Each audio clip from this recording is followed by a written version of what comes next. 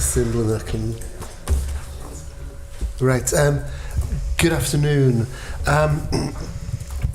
And welcome everyone to the Economic Policy Review Committee meeting. I'm Jason Morehouse, MHK, Chair of this committee, and with me are Kate Lord-Brennan, MHK, and John Wannenberg, MHK. Today we will meet with the Department for Enterprise. Welcome to their annual evidence session. Please ensure that all mobile phones are on silent or switched off. So we do not need to deal with any interruptions. For the purpose of Hansard, I will be ensuring that one person is speaking at a time. Welcome all. For the benefit of Hansard, could you please introduce yourselves, including your title and how long you've been in the post? Thank you. Yes, thank you. Good afternoon. Tim Johnston, Minister for Enterprise, and I've been in post since February 23. Thank you, Andrew Stewart, Interim Chief Officer at DFE. In this post, around 6 weeks, but 22 plus years in the department in various guises. Excellent. Thank you, Mrs. Lord-Brennan. Good afternoon. The first sort of theme that the committee intends just to sort of ask some questions about relates to attracting inward investment and the approach to business development that the department takes. So perhaps just to get us going on that theme, could you outline for us what the approach is of the department to attracting inward investment and approaching business development for the island? Yes, thank you for that. Well, I suppose there's sort of various areas that different parts of the department sort of cover that off, obviously through the agencies, which I can go back to, but obviously as well through our Locate team. I think that broader outreach that goes on through Locate is an important part of the way we look to engage with people who are interested in coming to the Isle of Man, interested whether in investing in starting a business, or maybe those individuals, maybe those high net worth individuals who are interested in coming to the island to live and potentially invest in the island. So there's certainly things we do in that space.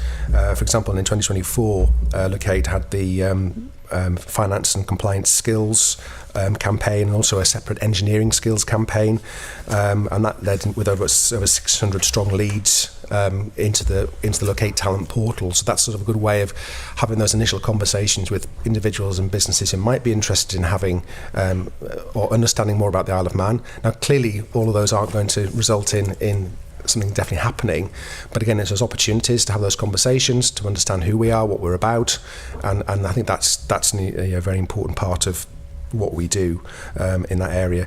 And also it's making sure, for example, our work we do, ensuring that our immigration routes are fit for purpose and making it work well. So if we are talking to people and we're looking at how we can attract people, that's an important part as well.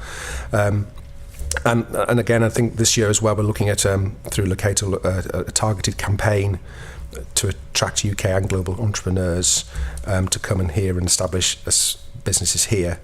And it's always surprising how different routes there are to do that. For example, you'll be aware of Albion Limited, the new clothing manufacturing business that's opened up in the south of the island.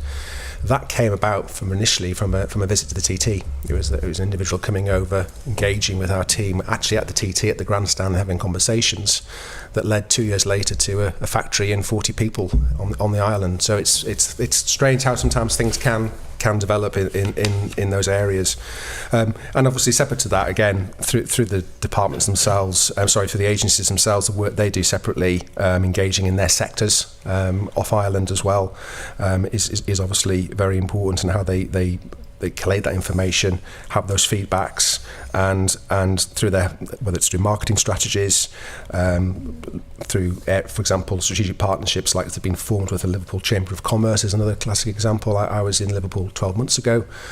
We signed an MOU with the Liverpool Chamber of Commerce.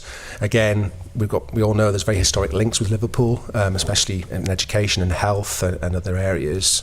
But actually, business is one of those things that's been sort of hidden in plain sight to a certain extent, and I think there's a lot more engagement being going on in areas like that. So And I think as well, visit is another clear area where huge amounts of work goes on off island with what they're doing in the outreach, and we've all seen some of the media coverage we've had, and they've talked about from the work they've done in global outreach to attract visitors to the island. And I think they've visited in the last sort of couple of years over 50 trade events, a lot of meetings to make sure that we're getting that message out there, who we are and what we're about.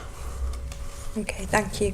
And obviously it's helpful to cite campaigns and meetings as examples of activities that are carried out to do with promoting the island. If I can just press a little bit more in terms of how is the impact of those working in business development roles assessed? So if I can just press for more on perhaps impact and outcomes rather than activity.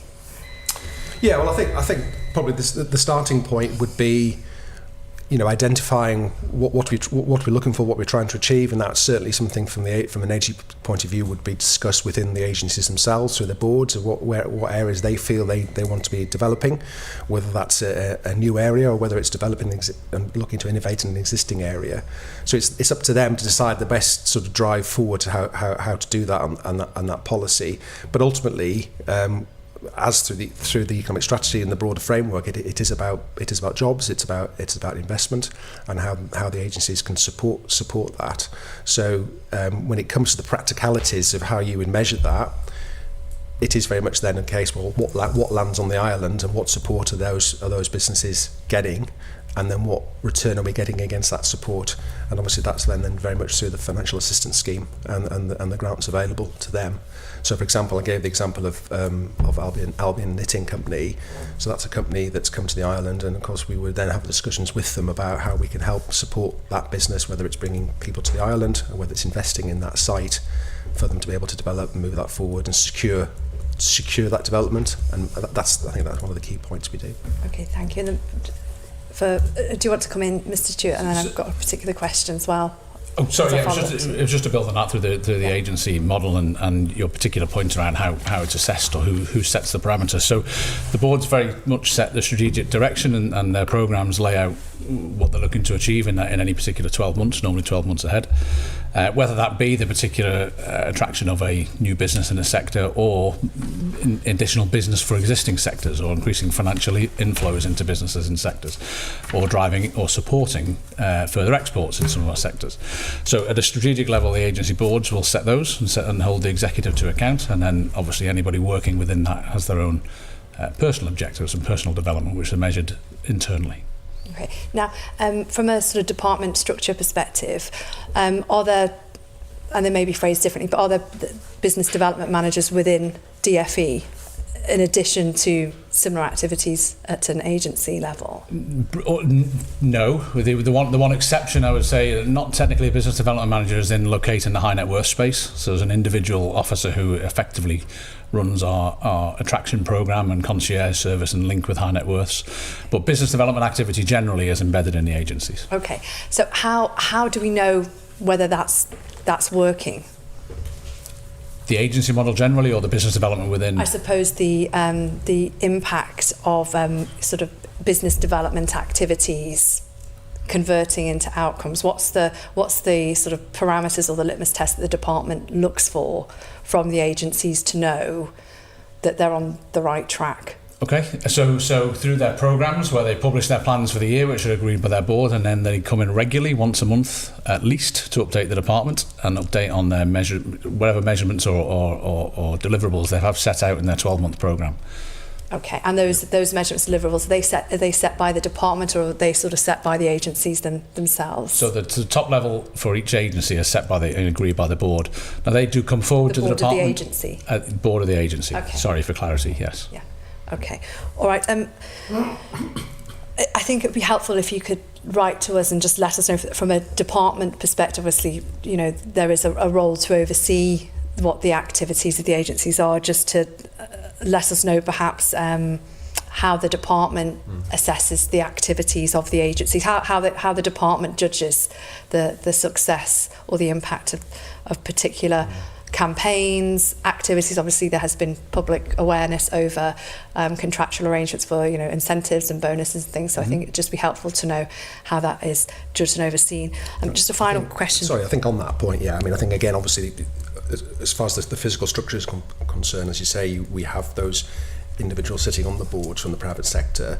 Clearly, obviously, we have the chair, but we also have a political member sitting on those boards as well. So there's always that, you know, they have my delegation to be sitting on those boards to make sure that there's that political understanding of decisions that are being made. That's fed back to the department, so we're always aware of the initiatives and schemes they've planned. But clearly, it's up to them to set the year ahead's plans, which we, as you know, each individual agency publishes that separately, and it sets out what they're planning to do over that 12-month period, and they set out what job creation they think the sectors can develop through doing that. So that is very much the template that they set, and then we judge. You know, we hold them to that process, basically, to say, okay, what's worked and what isn't working, what's done better than expected, what hasn't.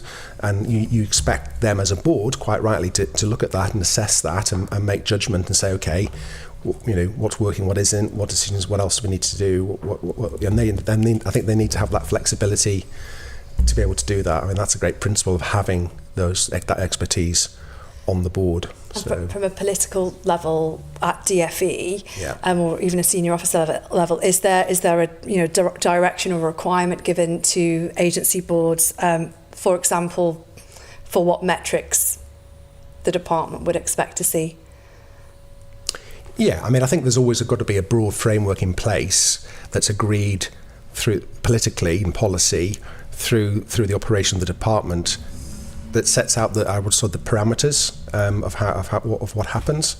But when it comes to actually, you know, what we call sort of the 3 Ps within the agencies, which is sort of, you know, product, policy, and also promotion, it is very much for the boards to decide what they prioritise and how they think is the right approach to take, and that's clearly a board decision, bringing in quite a variety of different views from different individuals within the sectors. Great, thank you. Just go to my final question. Could you tell us or provide to us how many new businesses have chosen to establish themselves on the Isle of Man, perhaps since the start of the economic strategy? I wouldn't have that information to hand. We can certainly the challenge with identifying numbers like that, we will have individual cases that we manage through the agencies, but there will be many other businesses who maybe have commenced or indeed ceased on the island that the department isn't necessarily having any direct contact with. I think we've always been fairly open in response to questions on that in the past. It's also then how you measure that by. If you measured it simply by company incorporations, I think that's a challenging figure, because of course many of those companies might not have reasonably economic activity on the island behind them, and then you question what you're measuring. I can certainly take away the request to understand the ones we've had contact with through the agency model and see if we can provide the committee with that in a follow-up. I guess it's converting what started off as inquiries to tangible operations on Ireland would be great. That's certainly right, and as I say, and that portal, for locate, as I said, I think it said there's over 600 inquiries. Clearly, that doesn't translate into 600 businesses moving to the Isle of Man, but I think it's just, again, it's making sure we're always having those conversations. But try and get that information for you as best we can.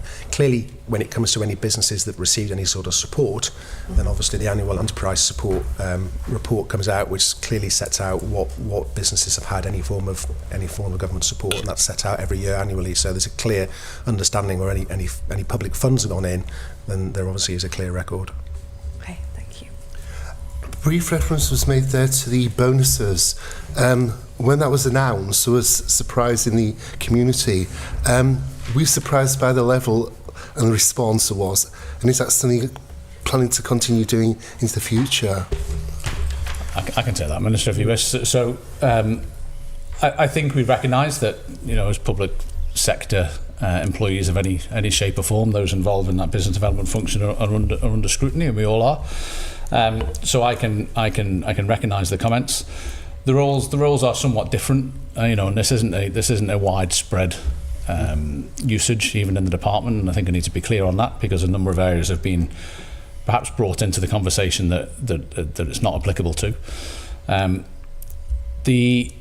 The concept of having some form of performance-related pay in a business development function, which is obviously something different than many areas of government, is relatively well established, but obviously not necessarily in government. I think it is fair to say it is probably a position that's likely to be reviewed going forward. But there's another side. There's another side of it as well, which means that obviously many of those roles that were included in that wouldn't receive other benefits, such as superannuation. So there is two sides to the discussion going forward. And it's policy's going to continue, is it? I wouldn't say it's a policy. I mean, we have the ability to do this in the department. It was granted some time ago, and that has what's been used in a number of roles, but limited number in the overall headcount. I think it feeds into, as Andy mentioned, the uniqueness of the department. I mean, as a department, we do operate very differently in the sense that the interaction we have with the private sector, and part of, there's always this misconception that government, what does government know about making decisions about business, etc., etc. Well, actually, the whole point of having the Department for Enterprise and the agencies is it's the private sector individuals sitting on the board who are bringing that expertise and ideas into government, which I think we value very much. Therefore, it's important that we do offer opportunities for people to do that sometimes, and sometimes that's on a short-term contract, as Andy said, with no other benefits because they weren't big, as they're working outside the normal government systems for a time-limited period on, say, for a specific project, and we can see the benefit, the long-term, broader economic benefit of doing that. Then I think it's a perfectly legitimate thing for us to do. And with regard to the range of businesses and sectors you're focusing on, you're the first minister I can actually remember who's actually not come along to us and spoken about the 20 or so target areas. You've spoken differently about entrepreneurs and specific businesses. Do you see that being the way forward from now on in terms of you're looking for opportunities as they arise and when they arise, and you'll try and bring those to fruition rather than having a checklist of core areas and core focal points? Yeah, I mean, I think, as I say, what we recognise is we've got some sort of key jobs to do really in the economy, in the sense that we're here to support existing sectors that have been here. And if you take, for example, the financial services sector, I mean, it's 48% of our economy. It's an incredibly important sector. It's what you call a very mature sector. So it's not a sector that you're going to get suddenly great new shiny ideas necessarily coming into in their entirety, but what that sector is doing all the time, of course, is looking for new opportunities and pivoting in different areas. So you want to be able to make sure that you're maintaining what you've got, keep making sure you're putting the resource you need to do that, and sense checking that, while at the same time always looking for new innovations, new ideas, as well as also looking for those big new ideas as well. But of course, these things take time, they take commitment, they take resource. So there's a balance, and there's always choices to make. But I think we should always be open to new ideas, to new investment. I think one of the things that's very telling on an island of our scale is, for example, an infrastructure investment here, where because of our size, we don't attract institutional investment, so we don't attract, say, pension fund investment on Ireland in infrastructure because we're just too small. So actually, if government aren't building stuff, who tends to be building stuff is high net worths. These are the individuals who are actually spending money and putting time investing on the island. So I think it's important that we're somewhere that's open and welcome to people, taking into account that these individuals, after government, are probably collectively the second biggest employer on the island. So it's important that we're creating that landscape where they can do their thing, basically. Yeah. Thank you, Mr. Wallenberg. Thank you. Just a few supplementaries. You mentioned the Liverpool connection that was highlighted, and I was glad to see that. You mentioned that business had been hiding in plain sight as such. Could I point out that I think maybe sporting links have been hiding in plain sight, particularly with the advent of the new stadium for the Everton. We would be a natural hub for them to come over. Now, when I first came to live on the Isle of Man a number of years ago, every end of season there was a big football influx of those type of teams who bring their fans, and that seems to have died. And I think now with that new stadium, that would be a good thing to look at, and particularly in light of the Liverpool initiative that the Chief Minister signed. So could I ask you to follow that up at some point to see if there's any merit in that? Yes. Secondly, Minister, you mentioned product policy promotion. from a marketing background, I would say price, people, and presentation are equally as important. Whether it's price to travel to the Isle of Man, the people, the quality we are attracting, the presentation of the Isle of Man. Would you agree with all of those things? Yeah, I think I would. I would agree with you. I think one of the key things that's set out in the visitor strategy is, first of all, is recognising what is the challenge, what you're trying to achieve, who you're trying to attract, and have you got the wherewithal to be able to attract those individuals to the island. And I think there's a lot of work going on to that space, and I think very, very successfully. But I take your point about sports opportunities and sports links. What I would say is one thing that sometimes I think people sometimes forget about is our very successful TED scheme, which is there to help support clubs who want to bring teams or people to the island. Where I think we've done, was it like over 50 last year, 50 separate applications to bring fans and teams to the island, where we'll offer support to do that. So we're very keen, because we recognise that visiting sports clubs and fans is an important part of our exchequer benefit and our bed nights. So certainly something we do, but happy to take that comment away. Okay. Right, we'll go to section 2, which is the role and structure of the DFE and the executive agencies. So if I could ask you in a nutshell, each one of you, to answer in a limited amount of time, what is the point of the DFE? Minister. Well, I think, funny enough, I think we've got a very important role in the sense of we are here to support our economy on the island, I think, which is an incredibly important part of obviously our infrastructure. Ultimately, government has huge demands for public expenditure.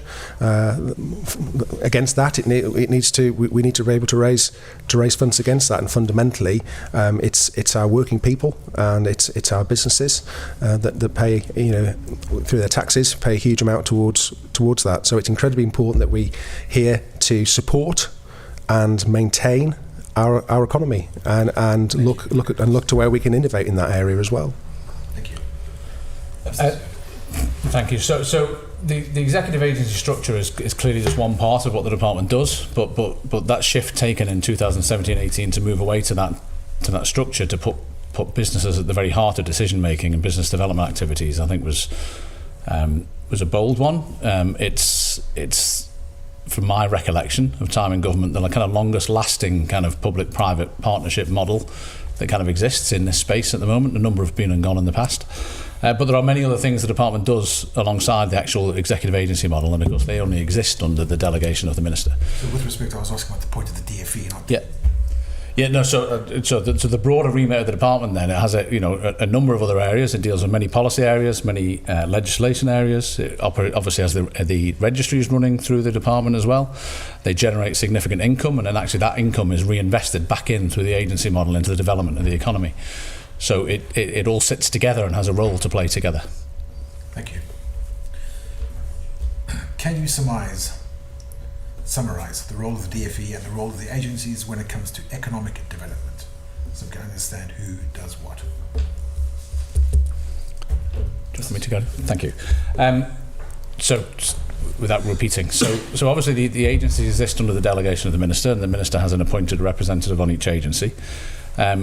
They are responsible for the policy input, so around new product developments, new legislative requirements, new legislative frameworks that may help their businesses and their sectors flourish, and then the promotions of those sectors, whether that be atypical business development activity or general promotion of the island as a place to do business. So they have that responsibility. The department, though, obviously it all comes through the department, and ultimately the decisions are made in the minister's name. But it is important we let that private sector flourish as much as we can within the bounds of the department. The department still does have a role to play, though, in providing framework. So if I take one example, just to try and bring it to life, around data assets, which is something the digital agency are working on now. There's a significant legislation requirement there, which is supported by the functions of the central department, policy team and legislation team. So the two areas, or two distinct functions, if you like, knit together to bring forward an initiative such as that. Anything to add there, Minister, or are you happy with that? Do you have anything to... Can you just remind me again of the part of the question, please, Mr. Warrenberg, and then I shall... Can you summarise the role of the DFE and the role of the agencies when it comes to economic development so we can understand who does what? Yeah. Well, as I say, I think we underpin it. Full stop. Okay, that's a bold statement. Thank you. What is, without repeating yourself, I fear you may, what is the purpose of the agencies? To me again, Mr. Warrenberg? Indeed. To drive sector development in their respective areas. Thank you. Right, that was a good answer. I like that. The original intention was for your department to reduce in size following the creation of the agencies. What has happened to that objective? And is there any further reform of the DFE being considered? Any further reform of the DFE being considered? But the first part was your department, the original intention was for your department to reduce in size.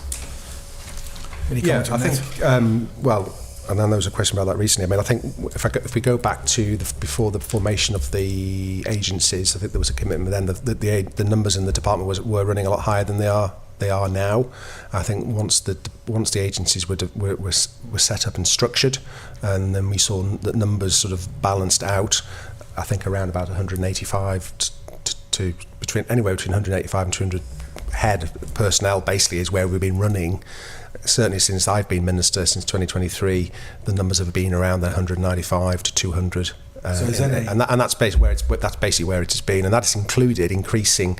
That's also including, I think, 11 coming over from Cabinet Office into the Welcome Centre, and we took that over. So overall, we've maintained, as of today, we're just under 193 in total.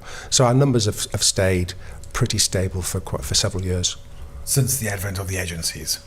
Since the agency, I think the overall numbers have probably reduced, but maybe Andy can remember. He's been there a lot longer than I have. So yeah. At the time the motion went through around the transfer of orders, the department was hovering around about 220. It was said to drop to around 170, I believe, was the quoted by the previous minister. It actually dropped a bit further than that. It dropped to about 155, 160, if I recall correctly now, off the figures I went through fairly recently. But that was just a natural thing. The agencies took a bit of time to get up and running, as you'd imagine, and staff. And then we have pretty much consistently hovered somewhere between 190 and 200 since then, as those roles have been filled. And I said that does account for some roles being absorbed back in from other areas as well. But we can't really count the 220 down to 160 or whatever as a reduction, because many of that was just transferred to other departments, and we've been clear about that to start off with. Some of it was natural wastage that then took time to recruit once the agencies were up and running. Of course.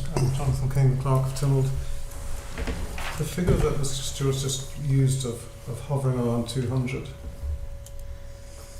does that include everyone working in the agencies?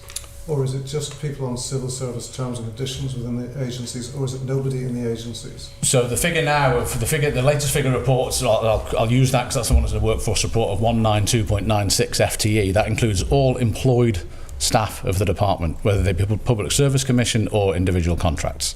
What it wouldn't include is the volunteer board members of the agencies, but the actual staff in the agencies are included in that number. Is there any expectation that if you're a volunteer board member on an agency, other people that you employ somewhere else in the world might also support the work of the agency indirectly? So they could well do, but they wouldn't be included in the numbers if that's where the direction of the question is going. So the 192.96 is all effectively paid employees of the department, whichever contract or arrangement they're under. And are you optimistic about reducing that number further due to digitalisation or AI? Is that something you can look at or not? So we absolutely, and we are. It's absolutely right that we look at that. You have seen, if you look at the makeup of that, even that number, you have seen a shift away from probably administrative roles to maybe business development or agency focus roles, sector development roles. So you have seen perhaps an increase in numbers in that side of and functions of the department, and a reduction in some of the others. So I think that's happened naturally, and I would argue it's right that we put resources into business development above all else. I'm particularly interested in exploring work under the efficiencies programme around digitisation. We do accept a lot of applications, whether that be for work permits or financial assistance applications, and we're absolutely running projects on those now to reduce that, and that would be those administrative level jobs. I think it's also what I've also asked for within this administration now is a review of the agencies, as well as a general review on the basis that they were created in 2018, and to be fair to them, they never really got the opportunity to get going, and when we hit COVID, and they ended up sort of being involved in very different ways. It's actually only really since the start of this administration they've had the opportunity to sort of spread their wings and really start to develop. And I've been really pleased in the way they have developed, and also the way they work cross agency. But I think time-wise, I think it is important that we assess and make sure that sense check and make sure that the relevance is still there, and that's, I think, we should be doing anyway. So that's certainly something. It's not been. I'm not triggering it because I've got a particular issue. I just think it's right that these things should be assessed, and that's something we'll be doing. You're right, they should be assessed, reviewed, and yeah. Well, I would imagine that you are obviously making sure that they are constantly innovating and renewing themselves. That's right. Yeah, absolutely. Thank you, Mr. Wellington. Thank you. Mrs. Brennan's got a point. You mentioned earlier about the agencies having a role in policy and legislative potentially input, that I suppose might come forward by way of requests or recommendations from the agencies to the departments.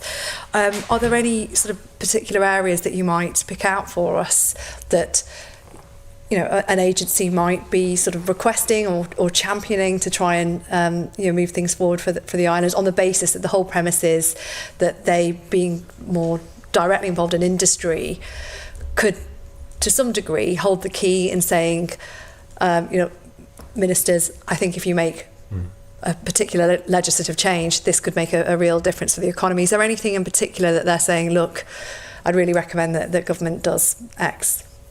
Yeah, I mean, Andy can expand on it a bit, I think, but I mean, I'll probably pick out two from one from the digital agency, which is the development of data foundations. I think they've recognised, I think, as we all see through the emergence of AI, that data information is incredibly important. It's very valuable. It's something that needs to be sense checked and verified, and then that in itself gives it an inherent value. So certainly there's a lot of work going on through what's called the Open Data Institute in the UK, and Digital looking to develop that. That requires some legislative changes, and that's a process that's going through. So that's very much an agency saying, look, we see a real opportunity here, bringing that forward. The other one is, I think, sustainable finance, which we're seeing within the finance agency. The work they're doing there, recognising again that the financial sector is quite a mature sector, but looking at, so this is something completely new, but it's working within the financial sector and saying what's relevant and where can we see huge opportunities. And sustainable finance is an area which they're very much driving, and they've set out a 3-year roadmap for that. And they've had funding already for this first stage of that from the Economic Strategy Fund, and they're looking to develop that and show markers on the way of proving that it's working. So there's two key areas at the moment. Yeah. Those are certainly two that I would have pulled out as well. Connected to the data one is work around the Electronic Transactions Act. So very much in terms of the agencies, or the input from the agencies isn't necessarily responsible for taking it forward, but they're the ones that identify these little blocks in perhaps legislation that won't enable an electronic transaction in the way that's wanted. So they will feed that in, and that will be taken through the process. Probably the other one that was mentioned in the letter to the committee is medicinal cannabis as well. So that's when a potentially new sector, or a subset of a manufacturing and engineering sector, great idea, light bulb goes off, but then all the other requirements then start coming into action about what legislation requirement, what regulatory framework, what law would have to be changed potentially. So that's where they really feed in that bit that kind of identifies the blockers to developing these new areas. And on the sort of flip side then, are you getting any feedback from industry or via the agencies that is flagging concern over regulation, approach to regulation, or indeed the demands of money val and aspects like that, which obviously come with a certain regulatory or standards requirement? Yes, I think the honest answer is yes. We have had. I think again, certainly through the finance agency, we've had reports coming into the agency, real concerns about that and how it's been done. I think we all recognise the importance and the challenge of Moneyval and the costs of us not achieving that accreditation. Is it October 26? Is not something we want to think about, to be honest. So it is incredibly important that we do get that over the line. But at the same time, we recognise that's a real challenge for a lot of businesses, and there is a lot of concern. And so one of our jobs is to try and understand that challenge and make sure that we're getting that messaging back to the regulators as well, and talking with them, making sure we're sense checking, making sure everyone's being proportionate on issues, making sure that we're not, we're being fair and reasonable in the way we're responding to challenges. I think that's an important part of our role of what, looking and being concerned about the economy, but also obviously cognizant of the bigger picture. Thank you very much. Thank you. Thank you, Mr. Winberg. Thank you. Section 3 now. We finished on section. Just going back to the 10 years of the agencies, when they began, it was all exciting. It was a movement forward. There were a lot of individuals coming in with exciting ideas and thoughts. Is there a risk that 10 years on they become institutionalised and they've got involved in the groupthink and their responses are kind of what the department would expect rather than what they're coming forward with? Is that something that you feel is potentially happening out there? I wouldn't say so, I think it's a legitimate question, and I think that's one of the reasons why, as I said earlier, having assess them is important, to make sure and sense check that they are, do that health check and make sure they are still operating as they should be. One thing that we do notice is when we do have vacancies come up on the agency boards, there's always a lot of interest from the private sector to get involved. There's lots of people, like I say, wanting to come forward with new ideas. So I certainly don't feel that we've got a situation where we've got, say, a stayed situation with boards where we haven't seen a lot of change. I think there's often new blood coming in, new ideas, and I think, to be fair, the nature of the people who come forward to put themselves into these situations are people who are motivated and who are interested and generally interested in the future of the wider economy, because they recognise that for their own businesses even, it's important. The bigger picture is more important. So I think from that point of view, I'm confident that they do a good job in that sense. If I could just add to that, and I think the standard process in terms of the governance for the agencies lays out a term normally for volunteer board members. So I think most agencies have probably been through at least 2 full kind of almost refreshers of their board, and that indeed is one of the concepts of the thinking, is that there is constant change of new ideas. As Minister said, there's never really been a shortage of people willing to put their name forward, and I think the fact these are volunteer roles in their own time, mainly from busy people who are busy running their own businesses or senior roles in their employed with their employers, I think is testament. So yes, it's absolutely right. We take a step back and look at the future and arm the next administration with the info on the agencies. But by and large, it is a model which is working and has come up with some good initiatives. Thank you. Moving forward now to the economic strategy. In terms of a document, how is that updated and how often is it updated? Because there seems to kind of be a question mark over when the next one will come forward. Thank you.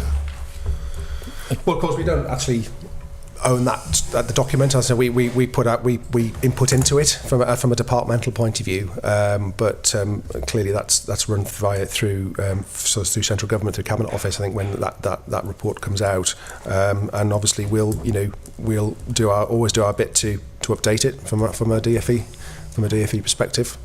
And in terms of that documentation, do you feel it's the best we could have? It's actually fulfilling the role that it should be fulfilling? Well, I think I think for me the important thing is, like any business, and I go back from when the economic strategy came out, it's important to have a plan. Like any business, you've got to set a plan out of what you're looking to achieve. Now, of course, that doesn't mean that things don't come along from the side and make changes, and you have to pivot and redefine and reassess. But fundamentally, you need to set out the broad principles of what you're trying to achieve, and certainly identify what the challenges are. And I think the Island Plan very much does set out the challenges. Now, we can all have different views on how you assess and address those challenges, but recognising the broader challenges, and from our point of view, if I can bring it back to sort of a DFE specific point of view of saying, looking at the economy and saying, we have what is, classified as well above, below full employment. We have a 0.7% unemployment rate, which equates to around about 300 people unemployed. We probably have anywhere between 700 to 1,200 vacancies at various times over the last year or two in the economy. We've got an aging population.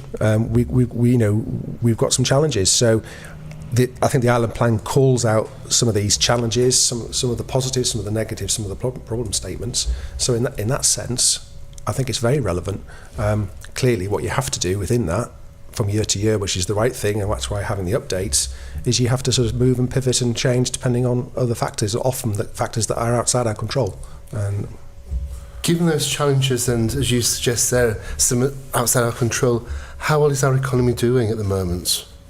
I think if you look at on the whole, the economy has fared well considering the pressures that it's been under.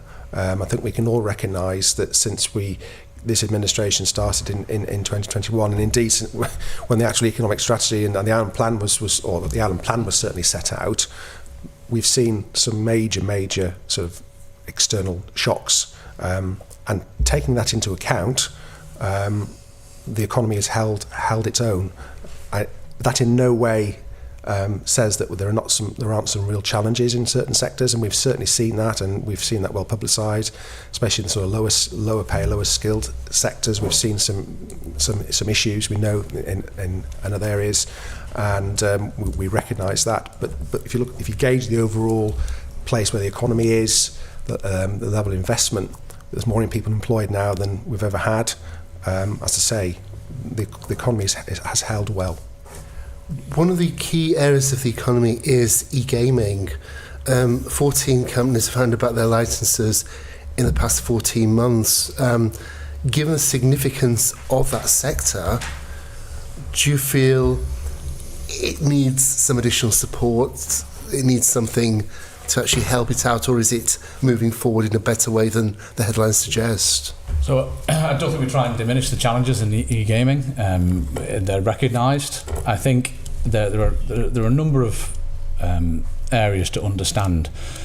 Yes, licences are certainly one measure, but it's certainly not the be-all and end-all for the sector. There are a number of large businesses, and including some of those ones in the 14 you'll mentioned, that still have a significant presence on the Isle of Man. It's just that they don't need to be licensed for the activity they take. Whilst it's often described as a new sector, or it's been here 25 years, so it's a significantly well-established sector, not quite as mature as the financial services, but it is absolutely evolving. I think the key for the e-gaming sector and our approach going forward is to take a step back and to look at a longer-term strategy for e-gaming, which is exactly what is happening and has happened. Led by the digital agency, but with some key support from the sector, and that'll be bringing forward that in June. There is, it is still a significant sector, employing around about 1,000 people or supporting over 1,000 jobs.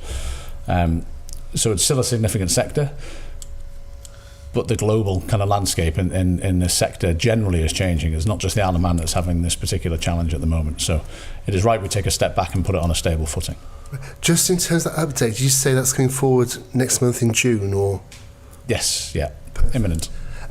Just moving forward in terms of the island's unique selling point, in 2025 when you're promoting the island, what factors are you going for in terms of bringing in these entrepreneurs that the Minister spoke about in the first instance? Okay, well I think what we have had quite traditionally is our high standards of regulation as a tier one jurisdiction, linking it back certainly to the digital sector. That's an incredibly important part of our USP, and that's something which we are very proud of our levels of regulation, and will continue to do so. I think the interesting thing is we're seeing, and it's something I think we can all recognise that hasn't been valued enough, but certainly is more and more recognised, and that's, for example, our unique UNESCO biosphere status as a whole nation biosphere. That is something that is incredibly important to us as a USP, and certainly in the discussions I've had in the development of sustainable finance, and that is something that's been incredibly important, and people look in on that and recognise how important it is. I think sometimes a bit better than we realise ourselves, and that's maybe one of the challenges. So I think that's an incredibly important part of our offering. And I think, again, we also underestimate the importance of our overall quality of life and security and environment is again, in the world we live in, is being recognised more and more of great importance. I think there was a report done last year, I think by maybe Knight Frank, one of the big property companies in the UK, asking investors and high net worths what are the most important factors to them, and actually things like taxation was third or fourth on their list. Top of the list was security and quality of life for them and their families, and that is something the Isle of Man, I think, is can do very well, and I think we that's reflected, I think, in some of the movement we've seen, and that's an important part of our USP as well. But for a small island, we do have a very diverse economy, and I think that's another thing. Compared to, for example, the Channel Islands, we have a much broader economy. Obviously, we have our traditional financial sector, but we've also, engineering, manufacturing is very important to us. It may not be worth a lot in terms of GDP, but it's a very important part of our identity and what we offer. So I think there's quite a few areas really where we punch above our weight. In terms of the biosphere, it's good that you're actually drawing that out today as a key advantage and a unique selling point. It was quite interesting that when we had the T1 debate about the biosphere, I think it was about 12 months ago, there were very few members of the Council of Ministers who spoke about it and the opportunities it offered. And I went into that debate not planning to talk, and I was drawn into it. But given that significance, is it something you're expecting to see being promoted more through your literature, but also by the government in the coming months? Yeah, I think so. I think again, from our point of view, linking it through sustainable finance from a finance agency point of view, hugely important to the visit agency and to our visitor economy. Again, so yeah, I think it's something we will certainly be wanting to push further and maximise. But I think you're right. I think there has been, it's been a bit of a slow burn, I think, to sort of value it, and I think recognising the importance of it now. And it's certainly from a department point of view, we recognised it early. I certainly wanted to work very closely with the Department of Food and Agriculture on it, and that's what we're doing. So yeah. I thought your answer was encouraging in terms of our unique selling points. You've clearly thought about it, but in terms of the department, is that kind of clear checklist in terms of these are our unique selling points which we kind of push, and also in terms of new economic opportunities? I mentioned the kind of the 20 sectors previously that previous ministers have kind of focused on. Are those still kind of on the office wall that's kind of being considered and looked at, or are you far more spontaneous now and responsive to what people are looking for? So I think you'll find if you look at the literature that goes through the agencies and their outreach and the promotion angle, or the promotion arm rather, you will see that messaging certainly around stability and security loud and clear. I think through the majority of it, if not all, clearly different messages. Without wanting to go back too far, the UNESCO biosphere status, I think I have no data to back this up, but I think we probably use it more than most government departments, but perhaps not DEFRA. But I think there's more opportunity there, definitely. So that security and stability, if you look at our finance, if you look at where people are putting financial or trying to attract global capital flows, stability, both financially and politically, is hugely important, as clearly as security, as is being in a well-regulated jurisdiction. So that's why that balance in that regulation space is really important. In terms of whether we have a hit list of sectors, I think the agencies set out well the particular areas they're looking at and particular initiatives. And it's not about necessarily attracting that new shiny sector, because that's difficult, although clearly the horizon scanning is always happening. It's more about how we can support the existing sectors and how we can develop new products that make those sectors more sustainable on the island. Hence, sustainable finance, which will apply right across our largest economic sector. And in terms of taxation, that movement towards that global level for the bigger companies is going to offers some challenges in some respects, but at the same time, our low taxation in other areas for small companies is going to be a key advantage. That's something you're actively pushing and making people aware of. So again, we market the Isle of Man's selling points, robustly across a number of channels. The introduction of Pillar 2, global minimum income tax, is you're right to describe it as a challenge. It's a challenge to understand the impacts across those sectors. It's also an opportunity. It's an opportunity to say that the Isle of Man has many advantages. It will be on a level playing field globally. Some areas obviously are at different rates than others, but it will obviously channel more income into Treasury that can be reinvested back into public services or improving our connectivity or whatever that may be. So there's opportunities to use it for the good. Excellent. The Minister has spoken previously about the challenge of future infrastructure developments in terms of the big global companies. The investors aren't looking at us because of scale reasons. In terms of government departments, is that something that you're working together on to kind of move us forward, or is it something that is affected by the silo mentality? Is it something that enterprise is trying to push and in terms of institutional investment? Well, just in terms of getting more investment into the economy. Well, I think certainly, again, what we recognised at the start of this administration, and it was talked about in the previous administration, was redevelopment and brownfield site redevelopment. And certainly one thing we have introduced was the Island Infrastructure Scheme, which came in this administration, which is looking at those brownfield sites that are privately owned and saying, the stuff we want to see built on the island, and we want to see for the future. How do we get that built, and who owns these sites, and why aren't they building on it, and what can we do to unlock that? And that's so that those conversations led to that scheme, which I think has worked well, and we've started to see now some of those schemes coming through. So certainly that's our way of looking at that and how we can help unlock and leverage that investment to make sure it does happen for the broader good, recognising that we need a broad range of development, whether it's for the visitor economy, whether it's residential, whether it's retail, office, leisure. We need to see it here. We want the place to be an attractive community for people to live here and come back here and work. So we want to do that. One of your key initiatives in the last 12 months has been the local economy support strategy, and you've actually gone out and spoken to people, and you've had the 4 road shows. Has that gone to plan? I think so far it certainly seems to have been very, very successful in the sense that certainly there's been a huge amount of public engagement in that, which I think is really key, because this is about engaging everybody, because everyone's got a stake in this in our communities. So, first of all, it's, I suppose, at the top of the tree, you're recognising what's the problem, what's the state, and what we're trying to achieve, and we all know that we've got a changing retail market. Much more online shopping. That's a challenge for traditional high street. We know we want to keep our town centres and our village centres thriving. So how do we do that? And one of the ways of doing that is to have profitable, viable businesses in our town centres and city centres. How do you do that? Well, you need more footfall. You need people in there living, working. So what can we do? And that's where the scheme has very much come from.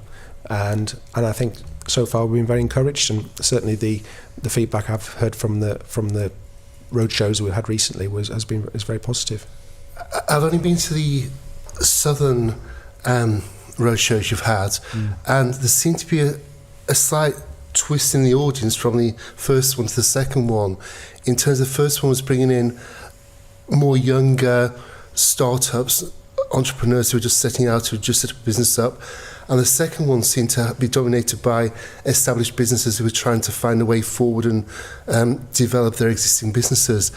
Is that something that appeared at other road shows, or was that kind of a one-off, or perhaps down to my perception of what was going on? But it seemed in some ways a worrying change that those initial entrepreneurs who were kind of sparking, wanting to do things, weren't there at the second show. Is that something that's... I've certainly not heard that Right. being a common theme, but we'll take it back to the team in business who are leading that outreach. I would say I think that's it's probably useful to get both sides of the coin, if you like, on that. The perhaps newer, fresher startups that perhaps don't have well set ideas or are a bit more open to doing something differently to those who maybe need to pivot, even though they've been in business for a number of years. So I wouldn't say that's necessarily a good or a bad thing. It probably just does show the makeup of the local economy, and there does tend to be a fair amount of churn. You do have some businesses that hang around for a long time, and you have some businesses that there's a natural rate of churn in those certainly retail hospitality businesses when one goes, another one replaces it. So, and I think it's important as well what the scheme does. It's quite flexible, so I think it allows different types of support for different circumstances. So I think it's there to help people setting off maybe for the first time in business. So we already have other support schemes anyway within the department to help people start up small businesses and give them advice on that.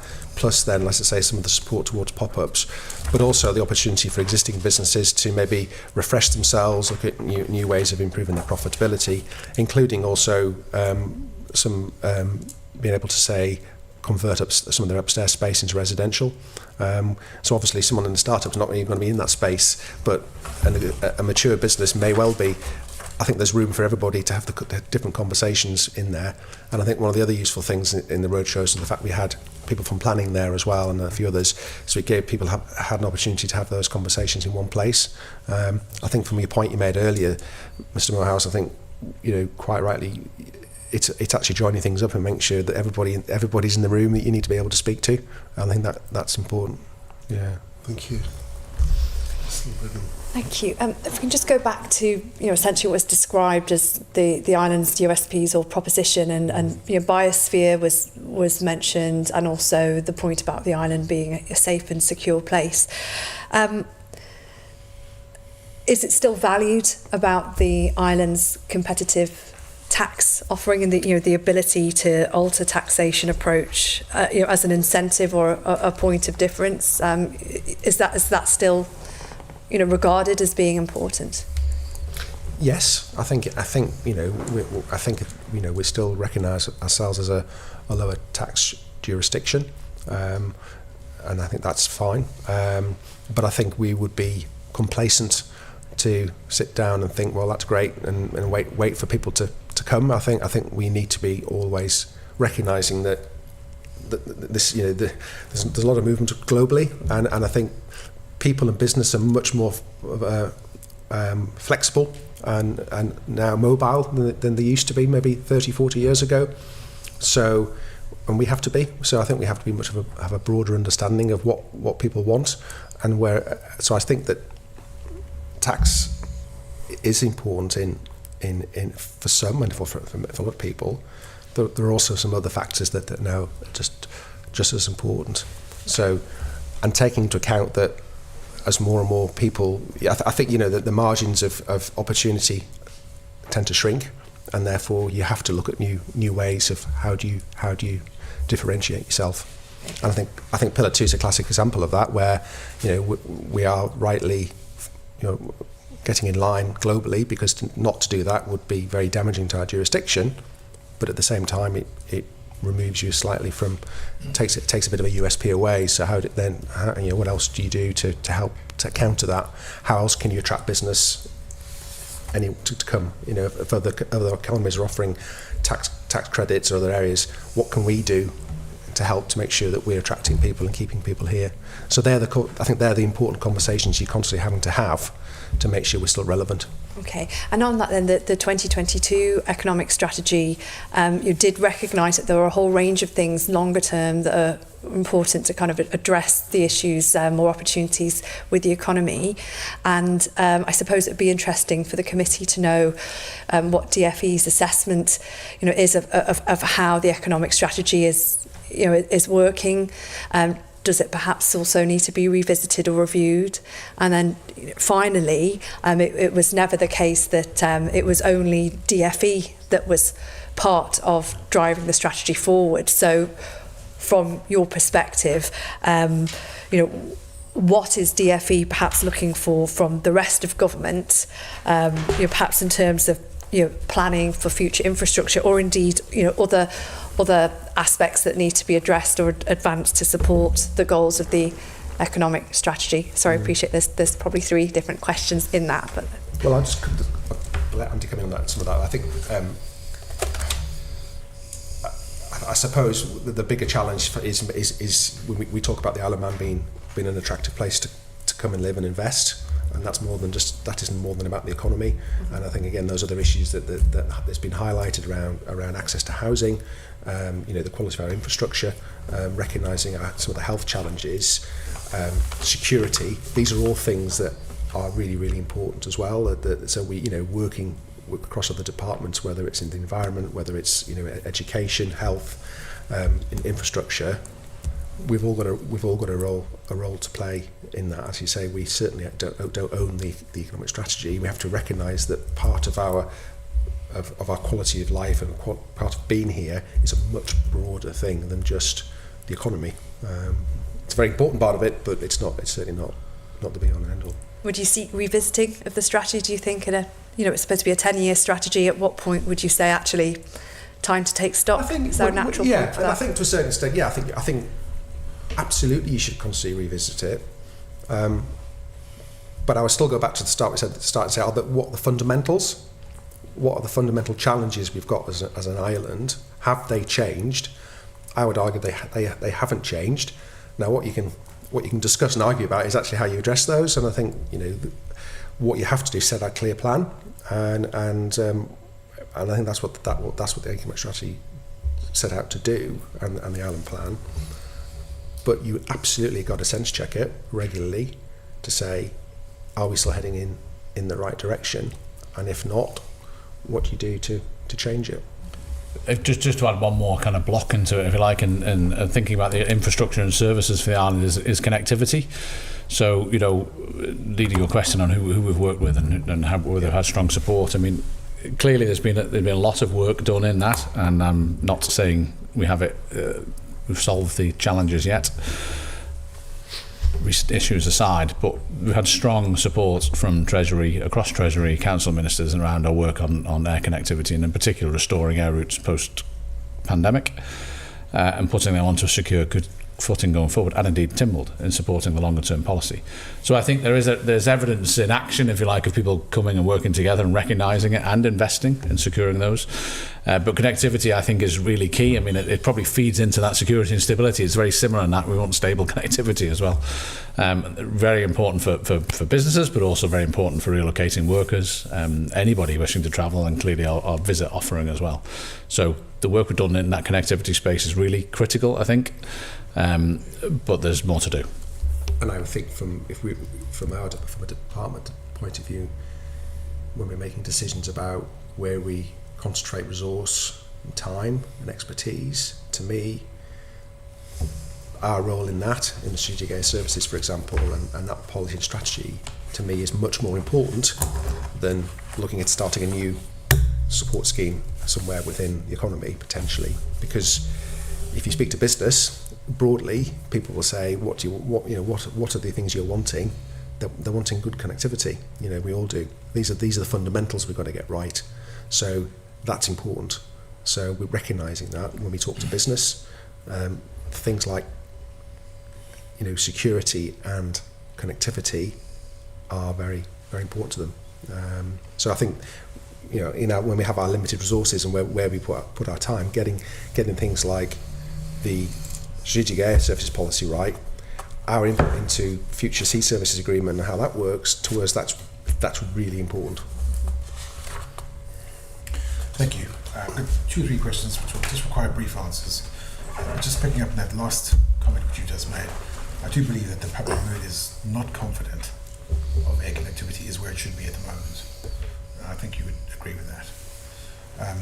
Mr. Stewart, 2 comments for you. You mentioned there is a significant presence on the Isle of Man by e-gaming firms. What is a significant presence exactly? And you also mentioned you do horizon scanning. That's always happening. Who's doing that, and what's the metric of success in that? So e-gaming supports around about 1,000 roles in the economy as it stands at present. In terms of in terms of horizon scanning, so I think I may, forgive me if I didn't, but I think I made that comment in relation to the work of the the executive agencies, where they are trying to identify new products, new initiatives, and looking forward. So things around data and sustainable finance. It's that kind of executive agency function, which is the outward-looking sector-based horizon scanning.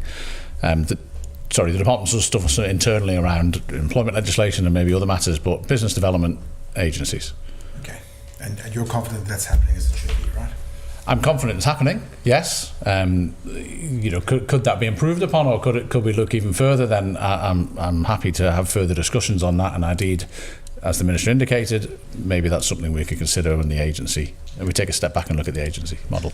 Minister, a question for you as well, please. What you said, there's a high level of regulation. Is there a danger of us becoming over-regulated, and could that be a reason why some of our more mature businesses have left or are leaving or have handed their licenses in? And you also said separately, we enjoy a level of employment now that's been better than we've ever had. Could you put some figures together for that? Yeah, that's fine. I think at the moment, we've got figures there. Persons employed, yeah. So certainly, since the start of this administration, we've seen another 1,500 jobs created in the economy. I think we set out, again, the Island Plan set out 1,800 by 2026. So, certainly feel we're on track. But the total number of people employed. Have I got that figure here? I'm not sure I've got it here. 1,400 additional persons in employment since the start of the administration. Are those private sector jobs? They're private sector jobs. Yeah. Sorry, what was the other part of the question, Mr. Bowman? And the other section was the high level of regulation. Yeah. I was just cautioning towards becoming over-regulated. Well, that's an opinion. I mean, I think I wouldn't want to comment on. I can't say directly whether or have speculate on who's left because of regulation. I think clearly in relation to our one of our selling points as an island, clearly our tier one regulatory framework has been a strong selling point for us. Why businesses want to associate themselves with the island and come and be here. So that's something that isn't very important. But I think it goes back to the conversation we were having a little earlier about proportionality and making sure that we are relevant with our regulation. But what we don't want to do is choke people to death with regulation, and that's a challenge. And it's also always difficult when we're in such a critical period going through towards a Moneyval inspection where it's very fine margins. So that is why I think the work that's going on in resetting, for example, e-gaming, looking at e-gaming strategy, looking at our risk appetite going forward, bringing that forward in June, having that broader assessment of what we have is important, and that's also in relation to the regulation we've got. Because I certainly don't see any appetite or any logic in reducing any form of the legislation we already have in place. The question sometimes is how existing regulation is applied, and sense checking that. Okay, thank you. One notable thing over the last 2 or 3 years has been the number of businesses have actually closed. In previous answers, you've spoken about the churn, and in that last answer, you really said about when a business closes, you don't get the information. Is there a need to actually do more investigation in terms of why businesses close, what the actual reasons are, and then we can actually perhaps get a better idea going forward to support those companies that are out there trying to get the best results? I think if we're in conversation with a business, that we can do that, but I think there's an automatic assumption that we would know of a situation with the business. A business doesn't always have a reason or need to talk to government. I think certainly from a business agency point of view, they do a lot of outreach, and they do go and speak to a lot of businesses and to understand what the challenges are. And understanding the reasons why a business is closed, and there's often many reasons why that happens. It's not just because of the business is in distress. There's often business people that they retire. There's all sorts of reasons why people decide to go out of business. So we don't gather that information, generally on a day-to-day basis. I suppose if you step back and look at the bigger picture of the economy, and you say that over the last several years, what's happened with the unemployment levels, what's happened with vacancy levels, and we've seen very little change, whilst also recognising we have seen some businesses close. But then what we tend to find is, and have seen evidence of, is those individuals then being employed very quickly again within other parts of the economy. So, which indicates the health of the economy, the ability for the economy to be able to absorb that and redeploy is in place. And I think that tells the story where we're at. Shouldn't be complacent about that, and it's not, you need to keep a close eye on that. But I think broadly that is the situation. And of course, yes, business is closed, but also we see a lot of new businesses opening as well. So yeah. We've attracted some big businesses in the last 3 years in terms of Wetherspoons, KFC and other notables. At the same time, we've lost a lot of the small niche businesses that made the island so attractive and so different. As a committee, it's something we've spoken about several times in terms of, is this an area we need to investigate and look at?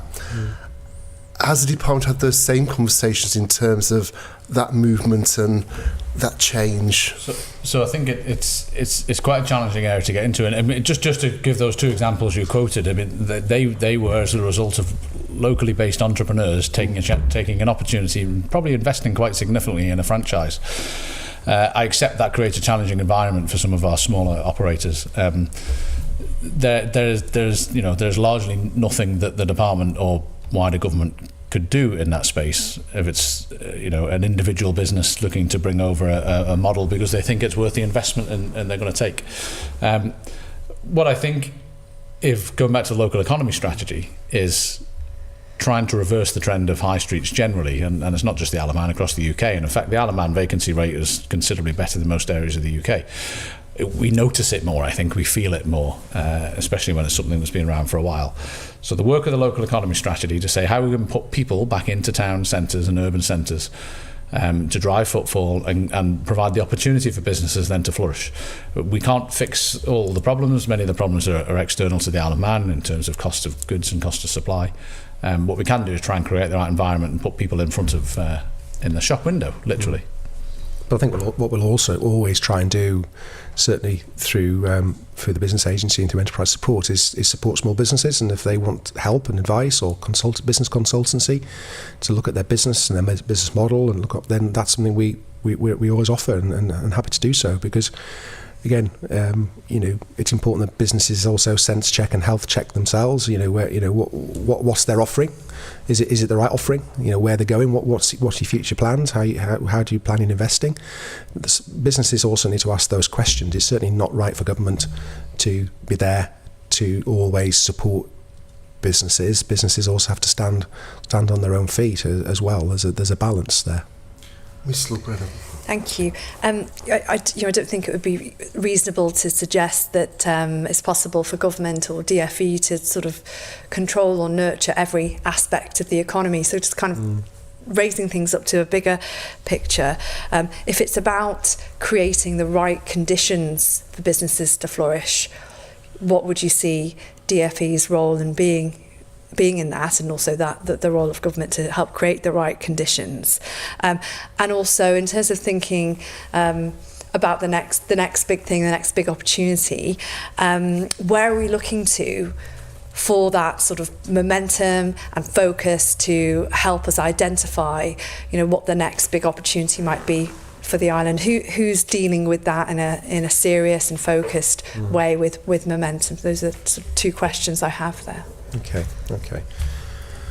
I think if I touch on the second part there, one thing which we've been running now for several years is our innovation challenge, which we run every year in June, July, and that is an opportunity where we do a global outreach to as an invitation to business to come to the island to answer some specific questions and challenges we'll raise around, for example, around insurtech or fintech, clean tech, around AI, biosphere, and it's a great opportunity to get new ideas coming to the island and brainstorming, and then using our opportunity as a which we still are quite a nimble regulator to be able to help get those businesses get started.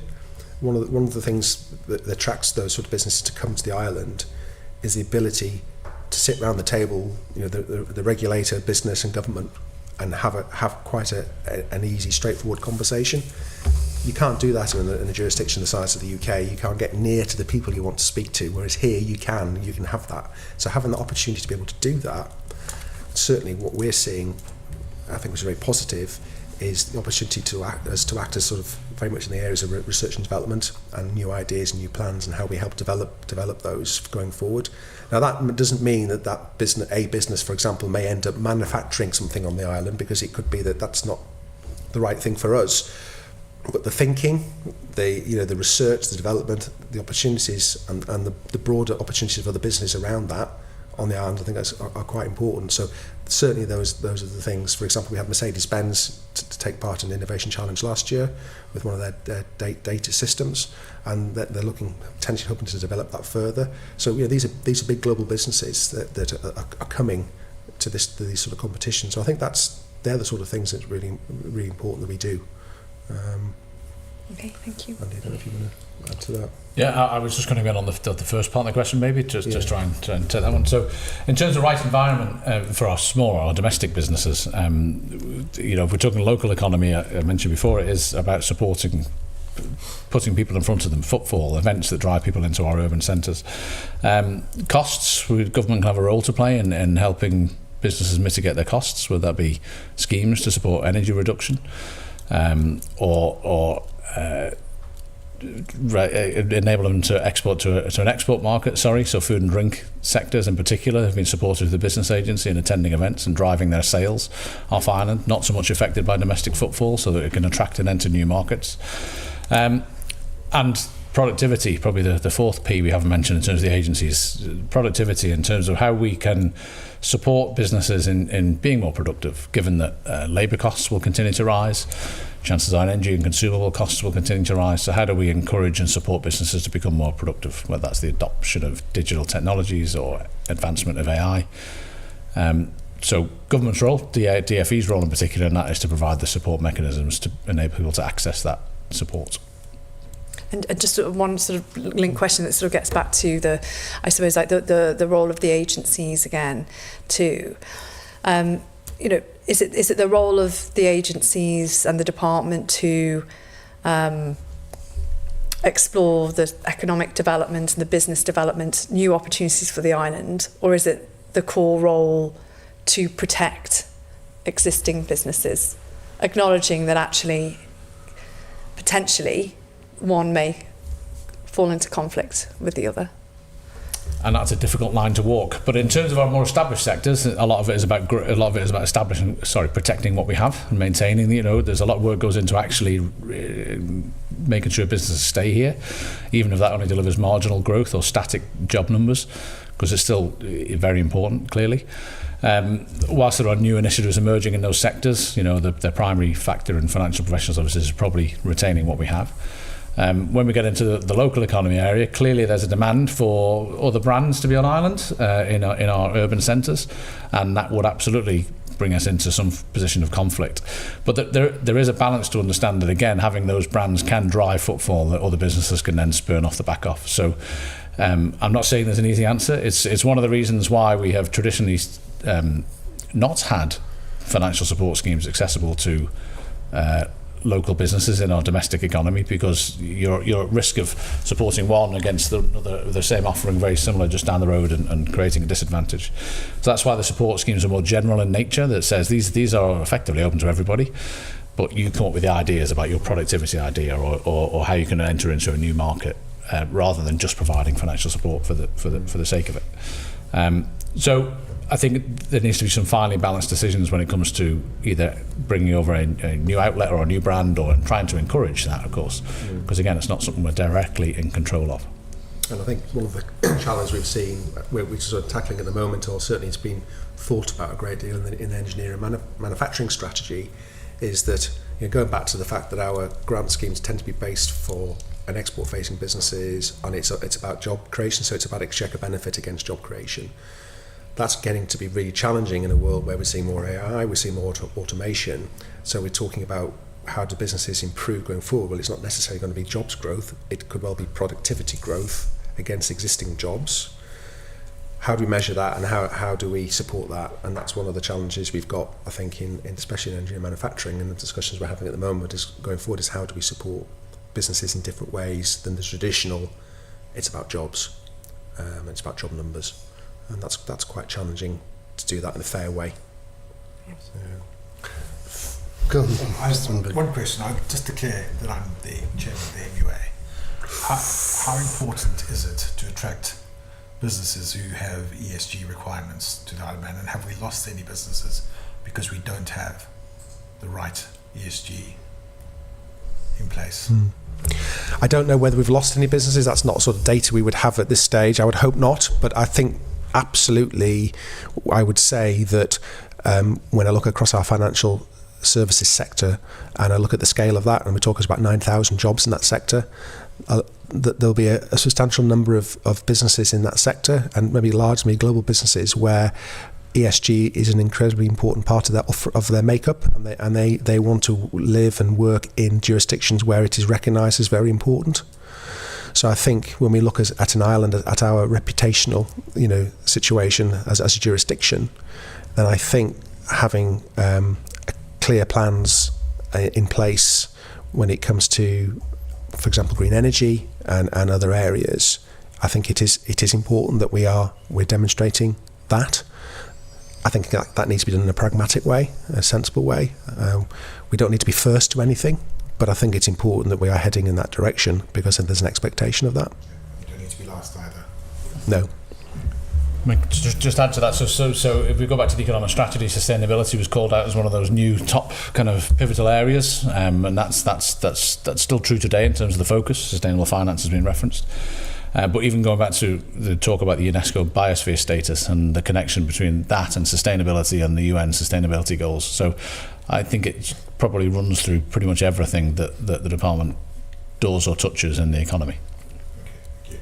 Thank you. Moving on now to emerging sectors. Thank you very much for the letter you sent us on the 12th of May about the three areas that you kind of saw as being our future.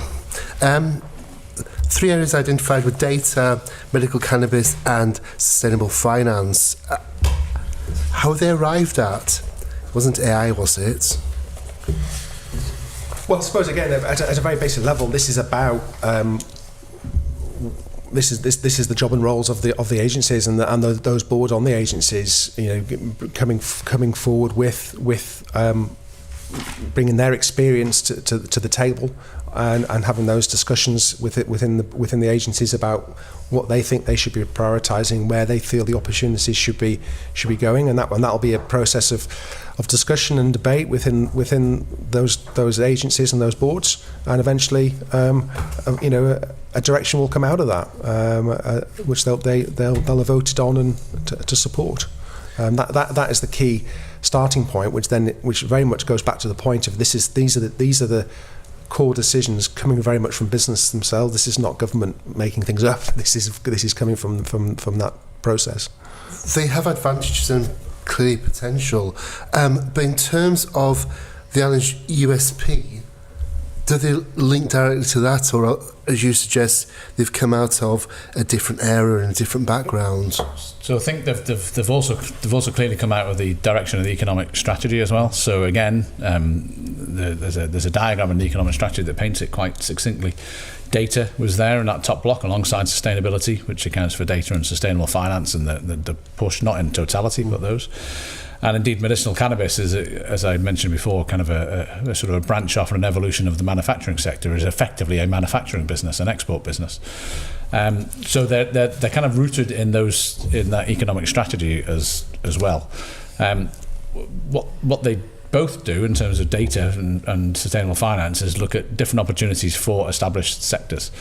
So if the finance sector doesn't branch into this and doesn't develop new products and the policy and regulatory framework, then it will fall behind its international competitors, or our international competitors, and we'll miss out on those global financial flows that are so important to the businesses. So we simply must do it, and we must get it right.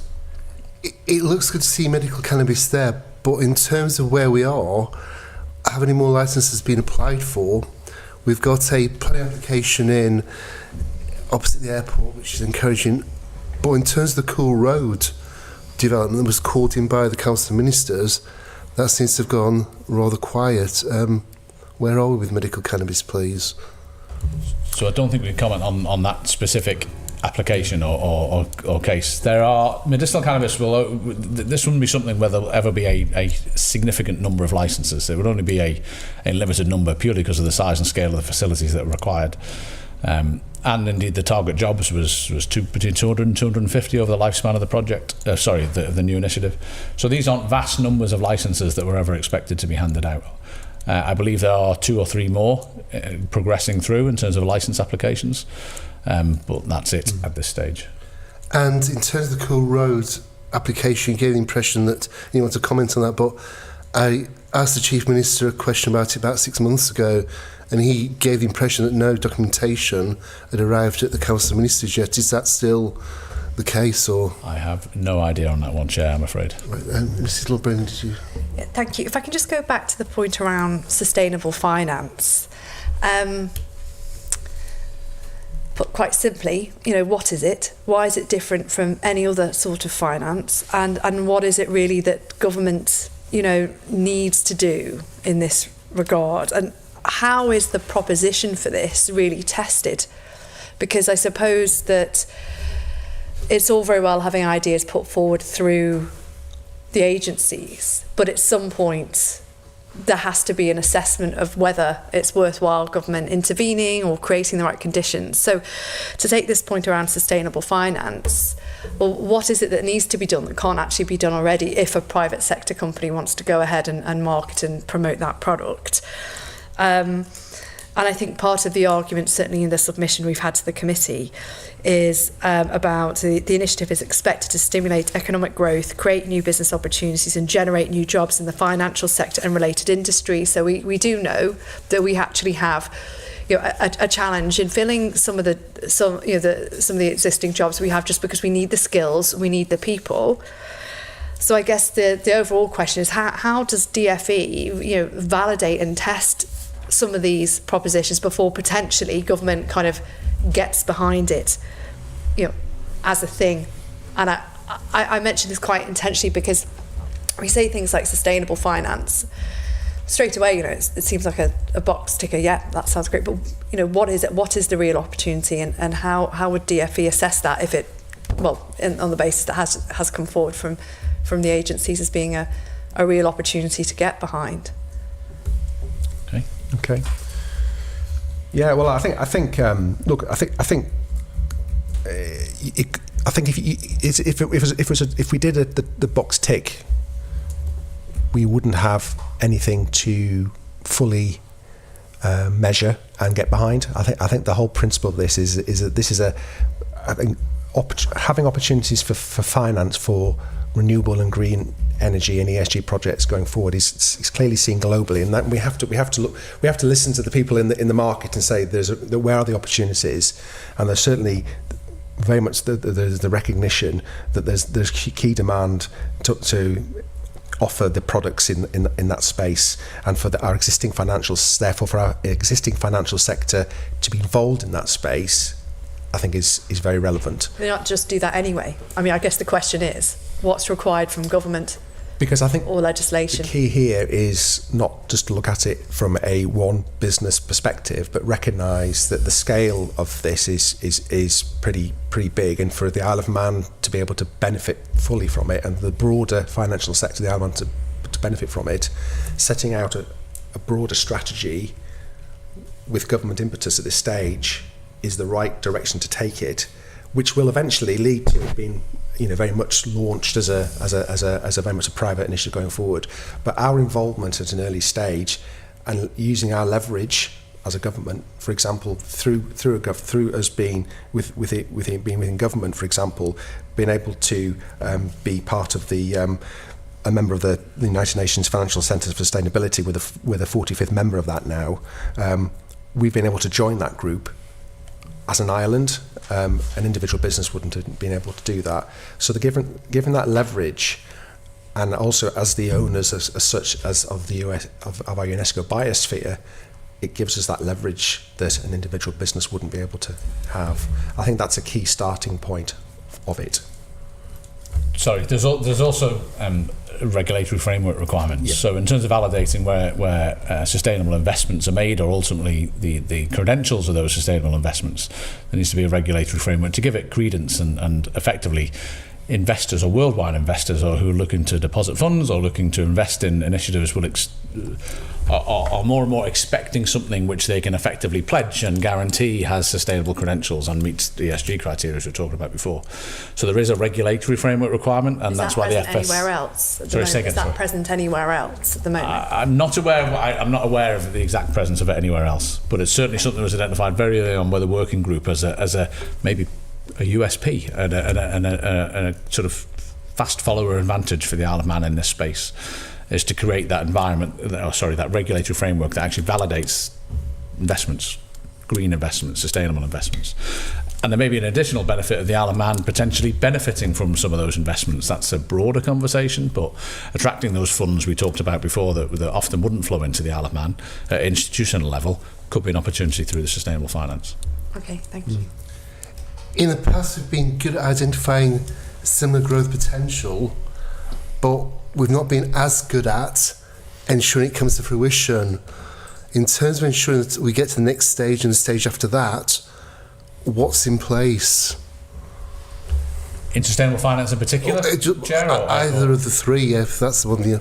Okay, so I think I do think the agency structure here helps, and the fact that there is an agency board made up of volunteer members who are used to private sector approach to things and board meetings and holding the executive to account. I think that helps. The fact in sustainable finance publishing a very clear roadmap that says they expect to be here and by when and what they have to be delivered.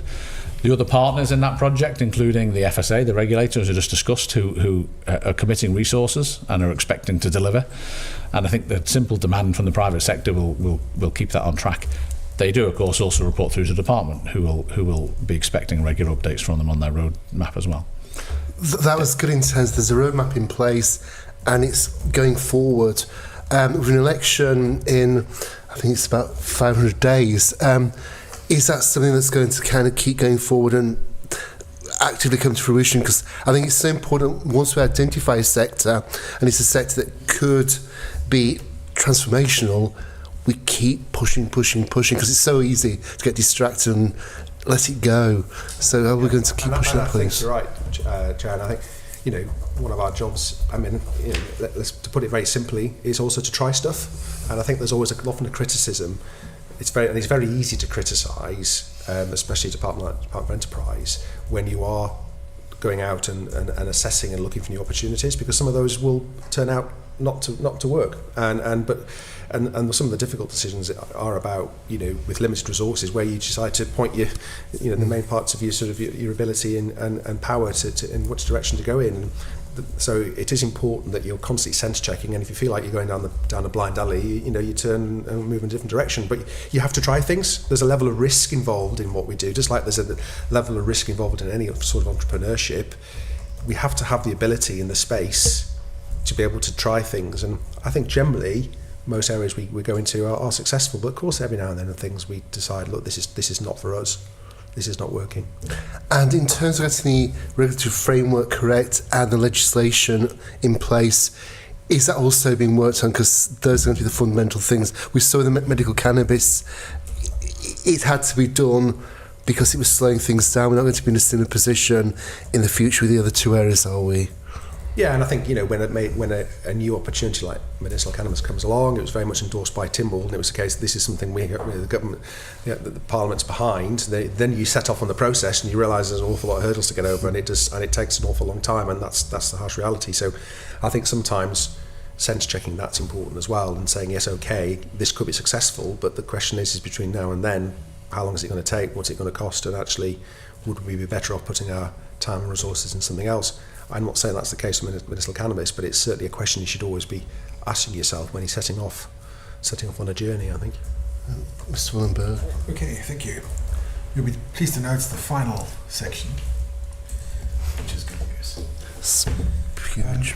support for entrepreneurs, businesses, and industry. Could you mentioned the knitwear company down south came about through a fortuitous conversation during TT. What sort of after-sales experience support do these companies have once they're in place? What's the strength of the support that they get from you? Okay, well, I suppose that would depend on a practical level, to a certain extent, what level of support, if any, they've actually received. Clearly, if they have had access, for example, to some form of grants that are repayable, then obviously you would have but no, I mean, certainly, one of the jobs of the agencies, and I think one of the jobs of the officers is to make sure that we're constantly having conversations with these businesses and have regular call-ins with them. I also understand that I think the individual involved with the knitwear company is actually also now on the business agency board, so they're very keen to put their expertise into the wider island. So again, it's that engagement's really, really important. Okay. Right. Thinking specifically about entrepreneurs acting as individuals, what is the government doing to make things easier and support their success? Well, I think that's an ongoing challenge and situation depending on what that individual is wanting to do.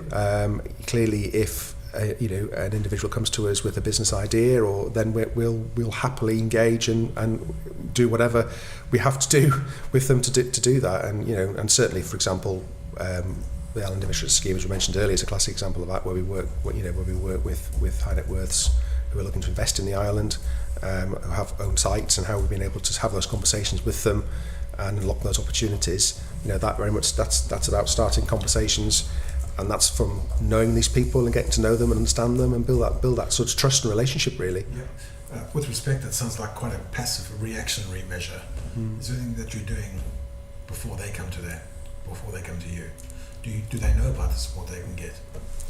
Well, there's got to be a contact at some point. Obviously, as I say, I mean, certainly from a locate point of view, there's plenty of outreach that goes on outside the island, talking to in many areas. It also happens through delegations that go off the island, like I say, when travelling to Liverpool, to the northwest, say through finance, or like in Liverpool where we've gone over, there's always opportunities to engage and network with business.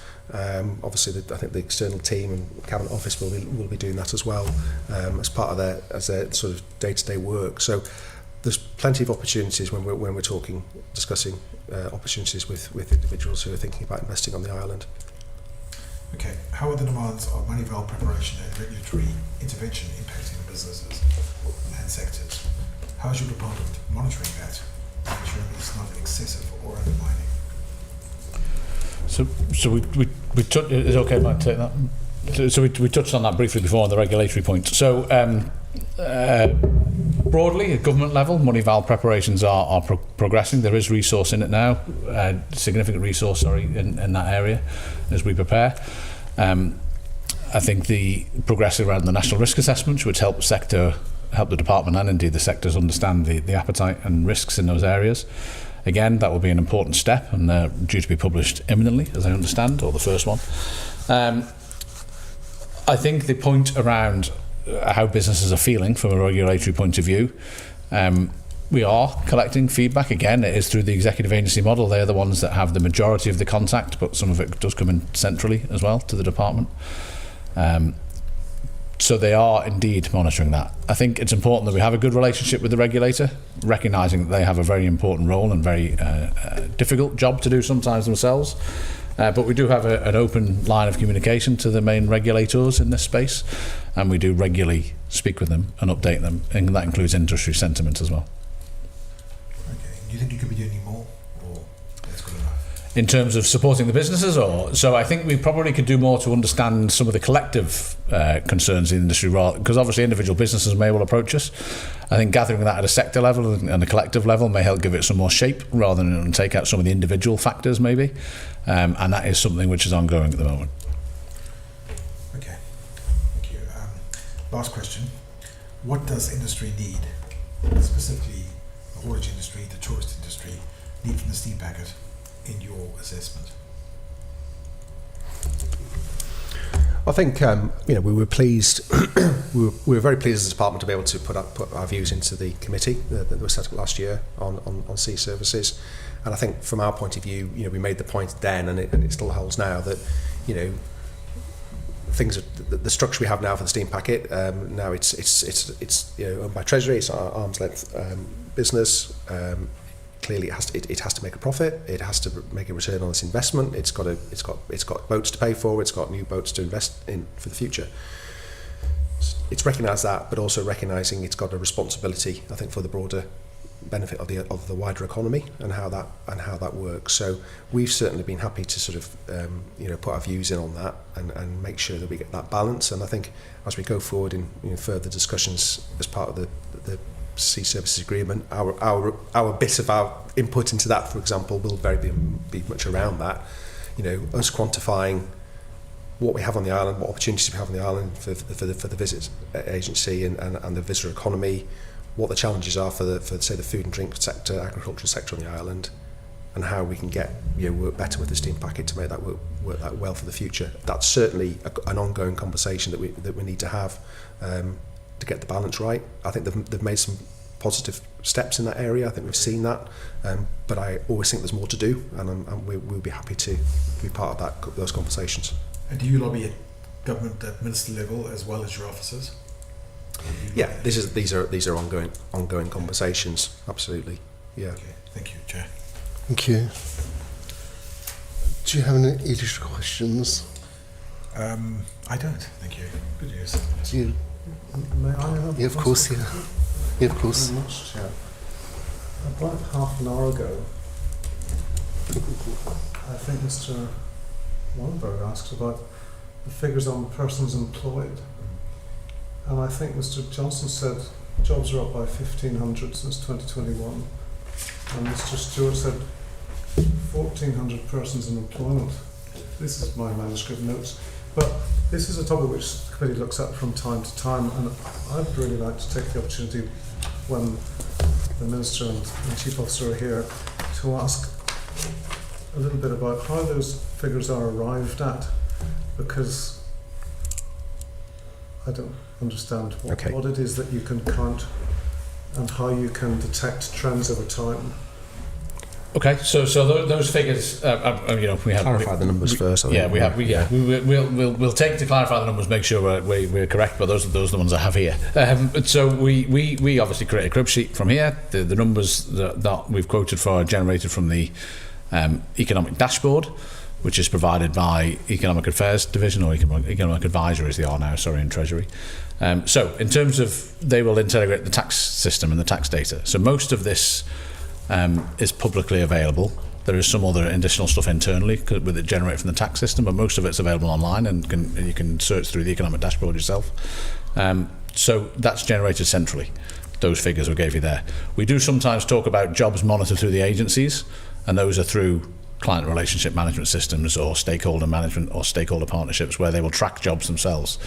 But those numbers are centrally recorded. So I was having a little look at what's published by Statistics Isle of Man as you were discussing other things, and I see they do a quarterly update which has got a thing in it called the number of people in employment.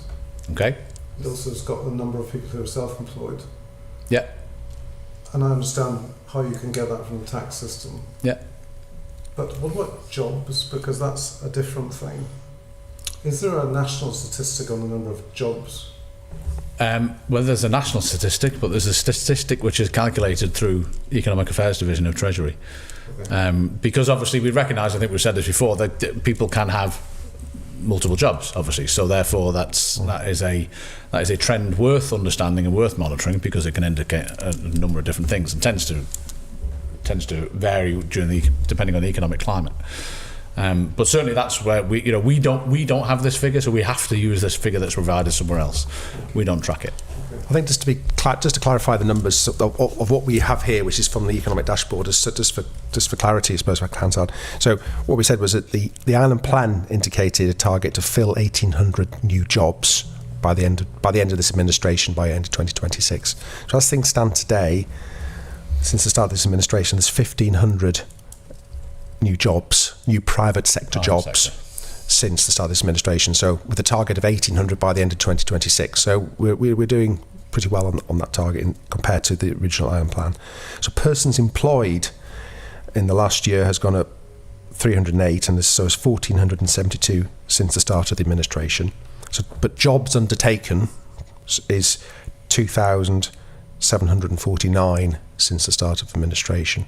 So obviously that takes into account other jobs as well. So just to give you a bit of clarity on that, as much as we can around these figures, but we recognise that they're only a gauge. I mean, we don't. It's important to look at the trends, I think, and that's the important thing. Because, like any data, there's always a delay, a lag getting information. All we can do is use the latest data that's available to us as an indicator. And is there any measurement or proxy indicator of the quality of the jobs, which is deduced from those two things? Like the number of jobs and the number of people. There's a high number of jobs and a low number of people. Is there any, I suppose my question is there any published data series which attempts to look at quality of jobs rather than number of jobs? Difficult. I think probably one thing you could look at is wages, average wages, and where they sit, say, in comparison to, say, minimum wage, and you know, only a very, very small percentage of people are actually paid on at what's classified as the minimum wage. So whether that's a fair ask of saying whether that's the quality of a job or not, I don't know. I suppose it depends how you classify as quality of a job. Someone's job satisfaction can be measured in many different ways, but I don't know. Yes, so. I think we could get income. We could certainly look and inquire afterwards, and maybe follow up with the committee afterwards about income data, if that would be useful. I think taking the minister's point, determining. I think I know what you were asking, but determining the quality of a job is clearly more challenging, and there are many sectors who still have incredible skill shortages, or maybe at the lower paid spectrum who are still equally important and offer services in the economy which are essential. So, but we could certainly follow up afterwards if you wish on income data, if that was useful, committee. Yeah. Mrs. Brennan, please. Just to ask if does DFE make its own assessment of the likes of the data and the information on the economic dashboard to sort of assess how things are going? To a certain extent, I mean, I think it's useful information. I mean, there's a level of public information in the economic dashboard which is there. There's obviously further detailed information that's available to departments. Of course, it's useful, but I think we always have to remember that, you know, it's not live information, and sometimes it's a little bit old. Yeah. So it doesn't always give us a huge amount of data. And that's one of the challenges, I think, in government, isn't it? And generally, especially in a small jurisdiction where we've only got maybe one person who's doing this sort of work within a department somewhere, that, you know, we haven't got that level of up-to-date information always to be able to use it. So yeah, it is always going to be a challenge. It's much more useful over a broader time period. We do it does come to every department meeting, which is every 2 weeks. But it's much more useful. You get a better sense of challenges or opportunities or things that are emerging from the longer trend. So from our department, you know, we also see statistics around property sales and land transactions, which then feed into that general overall economic activity. Monitoring unemployment trends, which are still very low, but you can occasionally see movements. Vacancy is the same on the opposite end of the spectrum. So it is useful over a broader time series normally to see trends. Thank you. My last question is really going back to the sustainable finance. 20 years ago, fintech was going to be the next big thing, and the government had various committees, and local entrepreneurs were brought in, and the sectors shared their thoughts, and there were kind of key pathways, and everything was going to move forward. That didn't really become what it could have become for us. How are we going to learn from that going forward to ensure that the sustainable finance does become the next thing? So fintech or technical advancement in the financial services sector, it's an interesting one, because it's not just the Isle of Man that maybe that hasn't quite materialised as much as it was vaunted to at the time. So for as long as I can remember, people have been talking about an expected collapse in jobs in the finance sector. That simply hasn't happened. there have been changes within it, within the subsectors within finance, so there are less banking because there's less retail banking. So there has been financial developments in that sense as everyone's moved to digital, or many people have moved to digital technologies. But there's been other developments within the finance sector which has replaced those. So I would say there has been a bit of a technological revolution in the finance sector, and actually more productive and probably higher quality and higher paying jobs have materialised as a result, or in different subsets of financial services. So taking sustainable finance, I absolutely take your point. It's a challenge that we make sure this keeps on track. But there is a clear path, there is a clear commitment to it. There's strong industry support, there's strong regulator support. So I think we're in the strongest position we can be to ensure it has the best chance possible. I think it's always important to remember that there's a huge amount of time and energy and work goes into maintaining what we've got. It's not always about new and increasing. We all recognise the challenges that are on the economy and global economy, and actually, to that extent, maintaining what we have and keeping it up to date and refreshing it, but holding it is just as important. And there's a lot of that goes on in the sector, especially in the finance sector, which is a very mature sector. Yeah. Thank you. Thank you very much.